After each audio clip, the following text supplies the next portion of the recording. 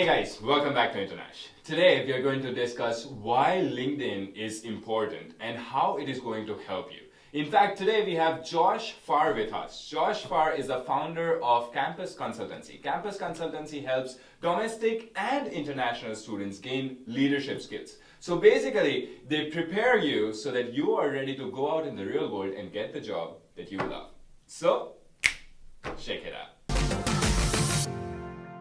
If you're new to this channel, guys, we make all the videos for international students, all the videos about how you can enhance your experience and answering your queries if you're coming to Australia. So hit that subscribe button and turn on the notification bell so that you don't miss out any of our videos. And as I said, today we have Josh Farr with us. Josh Farr also has a series of podcasts that can help everyone, me, you, everyone. Especially students who are in Australia or anywhere. If you want to find this podcast, you should go to campusconsultancy.org/podcast. We'll put this link in the description below. To our YouTube channel, and the funny thing that I have to tell you guys is that Josh and I actually met through LinkedIn. So we're going to discuss like how you can actually meet people with influence and then actually connect to them and learn from them. So what do you think? Why should we have a LinkedIn profile? I think number one is definitely to have a digital resume. So resumes started in the 1400s. They basically haven't changed since. If you want to get a job in 2018 or 2019 or beyond, you need a LinkedIn. You need to put up your qualifications, your experiences, your skills, so recruiters can see them in the first place. Okay, so what exactly should we put in that? How is it different from normal resume to digital resume? Can you just explain what are the things that we should put? Definitely. So I used to work in graduate recruitment, and sometimes I get resumes that were terrible. They'd be 10 or 15 pages long, and I get 100 of them, and I didn't have time to read them. Yeah. Whereas on a LinkedIn profile, number one, you can search for keywords. Okay. Number two, I can look at someone's LinkedIn profile in 10 seconds, and if they have one experience that I want to know more about, I can literally click see more. And then you can unfold and tell you everything. Right. Okay, so everybody should put what exactly they have worked and which role that was and what were the skills that was there. Totally. So an easy resource is Googling something like the STAR method. So what situation were you in? What tasks did you do? What did you achieve? And what are your results? You guys should Google it after this video and see what a STAR method is. It's really important to know these things and prepare yourself. Another thing that we were discussing was that people accept if you message them on LinkedIn even if they don't know you. Totally. Totally. Perfect example is you. I saw you pitch on a stage, the Monash Generator. I sent you a message afterwards and said, hey, I love what you do. I'd love for you to come to this event. You accepted and said yes. I didn't even meet you at the event. Exactly. But it was a way for me to, one, connect with you because we were values aligned. And two, for me to say, hey, you'd be really great on this stage. Right. And then you went along and then we've been able to talk since. Okay, that's a great example. But can you explain, as a recruiter, if somebody approaches you who you have no idea about, how do you look at it? So as a recruiter, I'd sometimes get 100 emails a day, 150 when we were really busy. Right. And it's so hard to know who to prioritize and respond to, and sometimes you can't respond to all of them. Okay. But sometimes I'd catch the tram home at the end of the day, and I'd have 45 minutes, and I'd be scrolling through LinkedIn. And I might only get one LinkedIn message from a student. Right. And they might say, hey Josh, I saw that you went to this university, or I saw that you liked this post, or I read this article you wrote. And I'm so much more likely to respond to that because it's personalized. Right. Okay. That's really interesting. So if international students, for example, they want to message someone, it should be personalized. And they shouldn't be shy in messaging them. Totally. They always get the response. Definitely. So when you add someone on a connection request, you have 300 characters to send a short message. Right. A little memo. So I'd always say hello, say where you saw them, okay, something about them. Okay. Flattery is a great way to go. Yeah. You said this and it really resonated with me because, and then ending really politely. Maybe with a call to action, like, I'd love to have a coffee with you, are you free next week? Or, I'm looking forward to following your account. Or just something. That is really important. So 4 things. First, you start with hello. Second thing is, you greet them.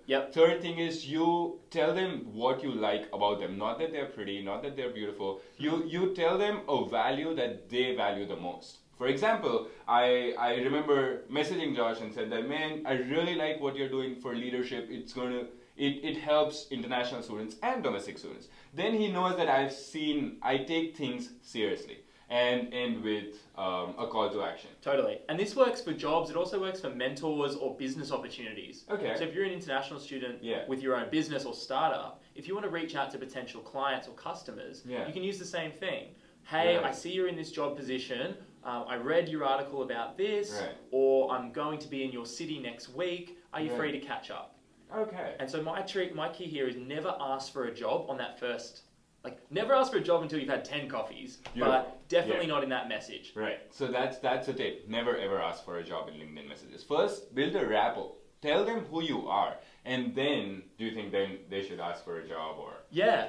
Potentially. And I think the dream would be, think of your dream company. How important would it be for you to sit down with the person who's in charge of hiring students or new grads at that company? If you can have a meeting with that person, that's so much more valuable than just saying, oh, can I have a job? Because if they come back and say no, it's conversation's over. You can't say, oh, well, can we catch up anyway? But if you have a coffee, they meet you, they see that you're interesting, you do your research, and they go, wow, this person came prepared. Yeah, I like this guy. The next time they're thinking about hiring, who are they going to go to? The stack of 100 resumes, or think about you when you had a coffee with them? Beautiful. That's a really good tip. The third thing that we wanted to discuss was that it's huge for a networking event. That's what we were discussing. Massive. Right? If you're going to a networking event and you don't have LinkedIn, people will not take you seriously. Black and white. Right. So if you go there, if you dress the part, if you're really engaged, you listen to the speakers, and you go up to them afterwards and they say, well, let's connect, and you're like, well, I don't have LinkedIn. Yeah. Whereas so many professionals are on it, so few students are. So if you get on the platform, you're in the game. Okay, so I think the important thing is that at a networking event, you cannot ask for anybody's number. Especially in Australia, it's quite personal, isn't it? It's quite personal, and I think in some situations, you might be able to get away with it, but in the majority, it's seen very personal, because they're like, I don't want this student calling me at 11 o'clock at night when I'm at home with the kids. Right, even if you're not going to call, but that's a risk. So never ask for somebody's number. And another thing is that you're not going to have a card. If you're a student, you don't have your business card. So you have to add them on LinkedIn. When you add them, they're not going to remember your name. So they'll go through your profile. And that's why the first thing that we talked about, that your profile should really look pretty. So we just showed you Josh Farr's LinkedIn profile. Everybody should go and learn from it. I myself am actually learning from it. So guys, you should definitely go there and check it out. How he has written everything and why he has written. Think about that. And the fourth part is that we can learn from people. Definitely. Right? So what would you learn? What have you learned from people over LinkedIn? Big time. So for instance, I'm an avid reader. Last year I read more than 100 books. Wow. And every time I read a book, I type the author's name into LinkedIn. Okay. Not all of them are on there, but sometimes they are. Right. I use the same strategy with everything I do. And whenever I read a book, every 6 months or 3 months, I'll put up a post of all the books I've read. I'll tag all the authors and I'll follow them. Some of them will share it. Some of them will write back. People who write for the New York Times. Wow. It's crazy because no one's doing it, right? So a great example of this was someone I really admire is a lady named Claude Silver. She's a chief half officer for Vayner Media. So if anyone follows Gary Vee, she's like his right-hand man. Wow. I started following her on LinkedIn. She put up a couple of posts. I'd always comment on it and learn from what she was doing. Right. I wrote one post to her. The first time I commented, her reply was, come visit. No. Come visit. Wow. Unreal. So I'm in North America at the end of the year and I'm looking at flights back and forth to New York to see if I can drop into Vayner. Wow. So it's nuts because she put out this content about how to motivate teams and I just asked a question that was thought out and I genuinely wanted to know. Yeah. I didn't say, hey, can I have a job or can I come and visit? Okay. But I was like, how do you do this in your work? And she was like, dude, come visit. Yeah. Okay. So just to break it down. Yeah. When you say learn from them. Yeah. What do you mean that you can learn from them? What would you say in simple terms? Yeah, in simple terms. Yeah. So say you're studying accounting. Right. If you were to type in Chief Financial Officer into LinkedIn, you would see all the Chief Financial Officers on the platform. Right. You could make it so you just saw the ones who live in your city, so say Melbourne for us, and who went to your university.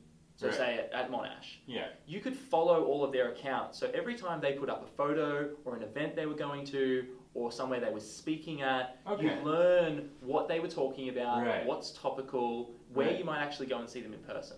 Beautiful. Another example that I have for you guys is that recently, so I was following Josh since a couple of months now, and one amazing thing that he does is whenever he goes to an event or whenever he learns something about the book, he writes a post about it. What he learned from that, how did he find it, what was the value that he got out of it. That is not amazing just for that event, but also for all the readers and all the followers like me, so that I get to know what actually was there when I couldn't be there.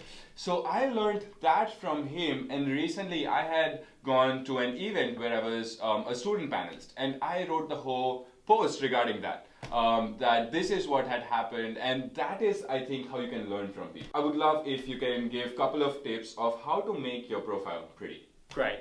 So for your profile, there's a few basic things. One, have a professional photo. Okay. If you don't have a professional photo, find someone with an iPhone 10, put portrait mode on, have a blank background, smile. That's all you have to do. Okay. Super easy. It's simple. Have that. Have in your headline a couple of descriptive words about you.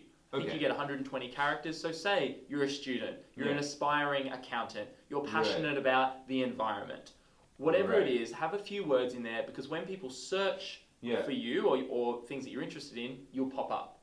Okay. Also, a couple of more basics on your profile, have your education, so your university and your degree, and list everything you've ever done that might be appealing to an employer. So volunteer experience, leadership experience, captain of a sports team, captain of a high school. So when you don't have experience, for example, if I'm just coming to Australia and I don't have a job experience, at that time, what would you suggest I should add? Because, you know, like jobs I don't have to put. So should I just put things that I've done in my school or volunteering? Yeah, so if you're, say, your first year out of high school, you've come straight to Australia, you've got no experience out of high school. You could definitely put on there your high school experience, because people know that you're in your first year of university, they don't expect you to have 10 years. Beautiful. Right? Yes. You can also, though, use the platform to go and find those opportunities. Right. So lots of companies will put, if they're in charge of recruitment, they will put in their headline, hiring now. So you can go out there and as you're starting to learn from people, whatever step we said that was, you can go out there and find the people who are actually saying, we have jobs we're trying to fill. Because as a recruiter, and I've sat in rooms full of them, we all sit around about how we can't find anyone to hire. And then I hang out with students and they sit around in rooms and they hang around, talk about how no one will hire them. And there's this huge gap in between. So being on LinkedIn means you're in the game. And if your profile's professional, photo, headline, up to date, you're in with a chance. That was very valuable, especially for me and for you guys, that if you're planning to come to Australia. Important thing is that, guys, go to linkedin.com, understand what it is, then go to linkedin.com, search Josh Farr and see his profile. Seriously, if you add him, always write a little message saying that, hey, I'd seen your video on Melbourne Vibe Internash, and that's why we're adding you, and learn from everyone. And what he said, that you should follow all the companies that you want to work for, because if they're going to look for people and you want to get the job, they're going to put it on LinkedIn. So guys, hope that was really helpful. Don't forget to hit the subscribe button and turn on the notification bell, and we'll see you next week.